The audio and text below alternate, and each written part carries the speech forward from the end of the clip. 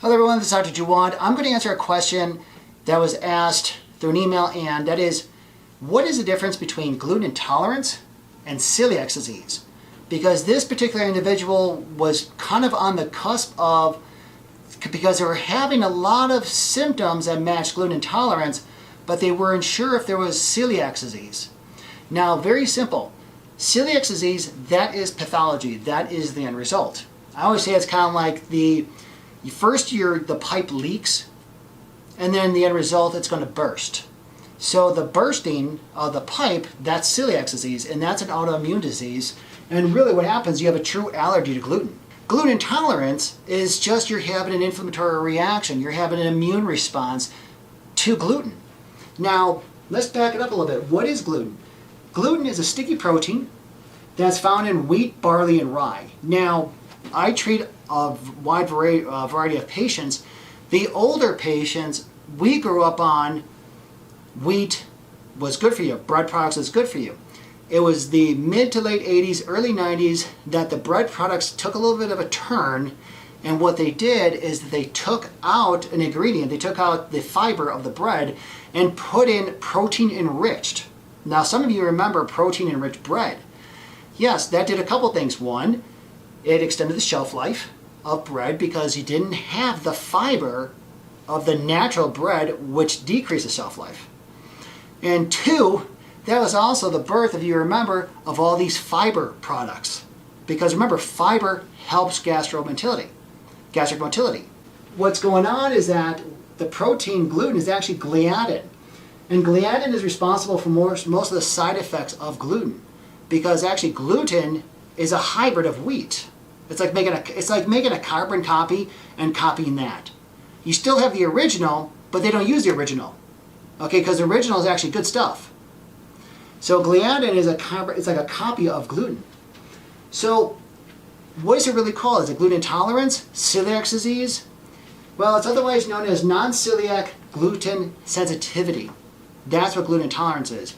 And you know that you have this because you tested negative for celiac. Because remember, celiac is pathology. Celiac disease is the autoimmune. But wait, I test negative for it. Yes, congratulations. Now you have non-celiac gluten sensitivity. That still means you need to stay away from gluten. Because 6 to 10 times more people have this than celiacs. Now, how do you know if you have a sensitivity? Some people have it, some people don't. So one thing I want to make certain is that not everyone has a sensitivity to gluten. But the ones who do, you know who you are. Because it mimics IBS symptoms. You could just smell wheat, gluten, or rye, or barley, and you're going to get abdominal pain, cramping, bloating, constipation, diarrhea. You may experience brain fog, fatigue, frequent headaches, mood changes.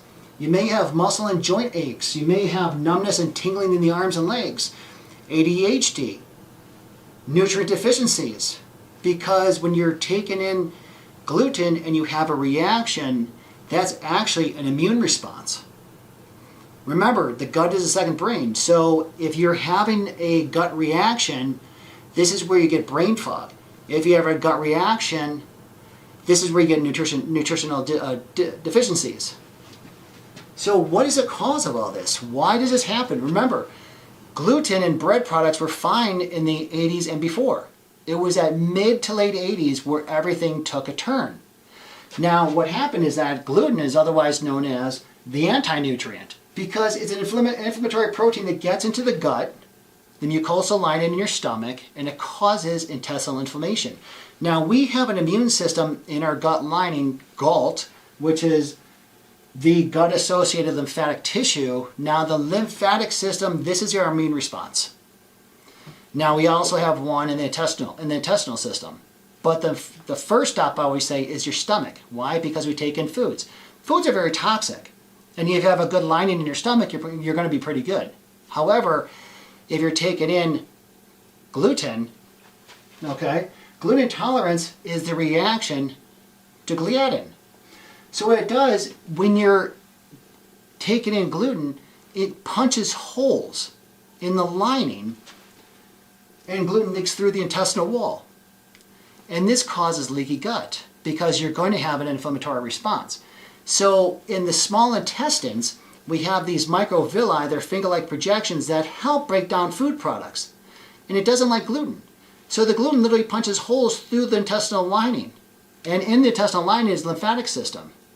So this is where you get leaky gut. And if you're not absorbing the food nutrients appropriately, what's going to happen? This is where you get brain fog. This is where you get muscle joint and joint pain, muscle aches and joint pain. This is also where you're going to lack the B vitamins, so this is where you can get numbness and tingling in the hands and the feet. You may get constant headaches, stiffness. You're having a gluten reaction all over the body because it is systemic.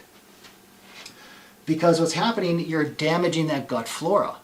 And also, in addition, you're causing malabsorption syndrome. So what do you do? What do you do if you have this? Well, first and foremost, if you are eating bread products, barley, wheat, rye, and this also includes beer.